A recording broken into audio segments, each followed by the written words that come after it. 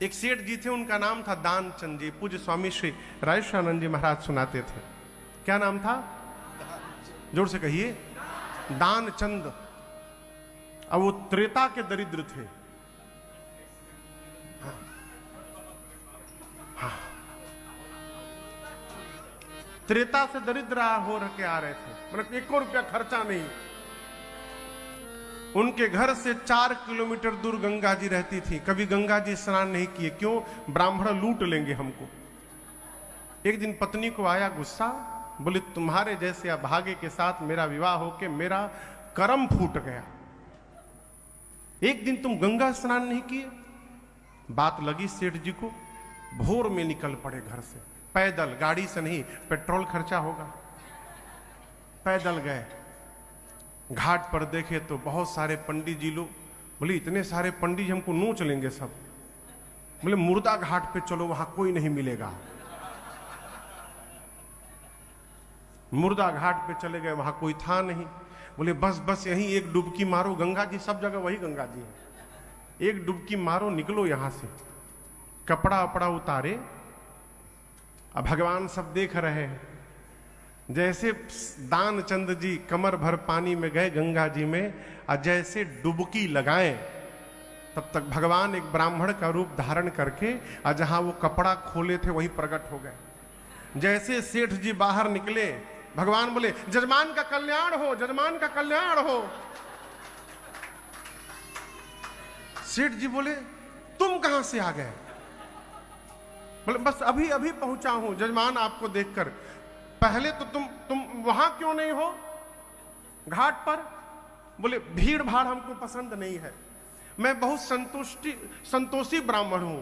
एक जजमान आता है यहाँ मुर्दा घाट पर, कोई भी एक, अब वो जितना दे देता है मैं उसी में संतुष्ट हो जाता हूं। आज आप आ गए हैं, भगवान ने आपको भेज दिया है।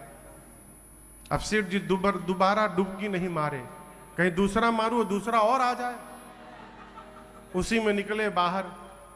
बोले हम तो कुछ ले करके नहीं आए हैं आज। भगवान बोले संकल्प कर लीजिए। तो संकल्प किए 2 रुपए दान देने का। कितना रुपया? हम संकल्प करते हैं आपको गंगा स्नान करके 2 रुपया दान करते हैं। बोले कभी हमारे घर आके ले जाइएगा।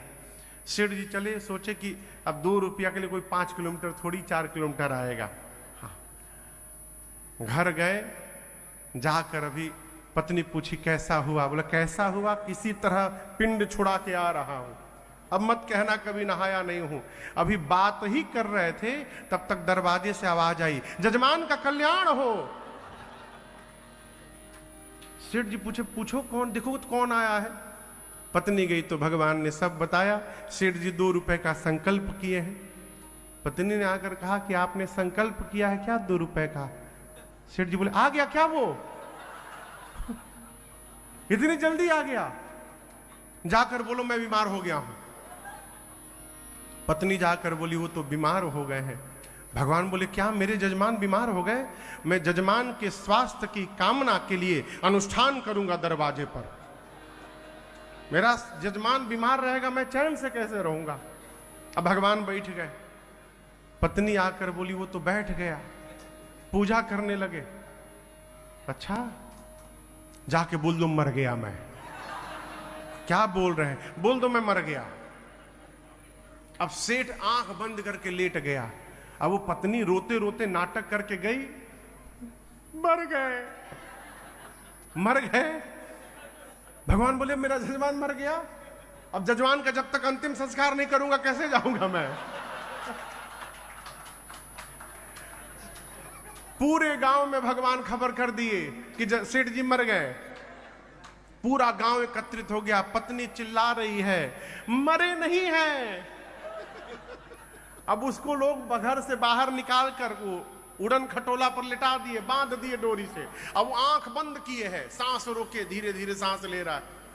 पत्नी चिल्ला रही है मरे नहीं है। गांव की माताएं हाँ ऐसा ही होता है, ऐसा ही होता है। उसको उठाकर सब ले गए उसी मुर्दा घाट पर जहां संकल्प लिया था। वो चिता पर सुला दिया गया, आंख नहीं खोला। हाँ। अब अग्नि लगने वाली थी लकड़ी में। भगवान बोले अद्भुत है भाई ये भी। हाँ। तो भगवान लोगों से बोले, देखिए मेरा जजमान है, मैं पुरोहित हूं इनका, इनके उद्धार के लिए मुझे कान में इनको मंत्र बोलना है, उसके बाद अग्नि लगाइएगा। भगवान कान में जाकर सेठ जी से बोले, अरे अब तो आंख खोल दे, मैं जानता हूं तू मरा नहीं है। सेठ बोले, तुमको कैसे पता मैं मरा नहीं हूं?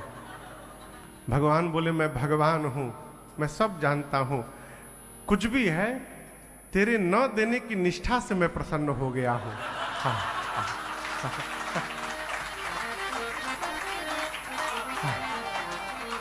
मैं बहुत प्रसन्न हूं तेरी निष्ठा से, प्राण जाई बरु बचन न जाई।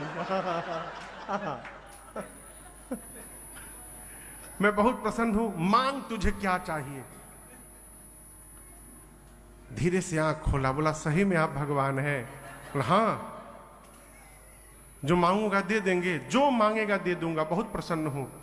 सेठ बोला, जो 2 रुपए का संकल्प कराए थे ना, उसको माफ कर दीजिए।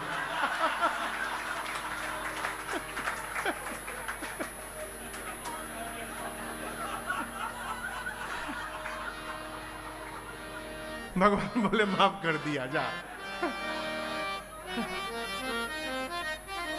ऐसी निष्ठा ठीक नहीं है।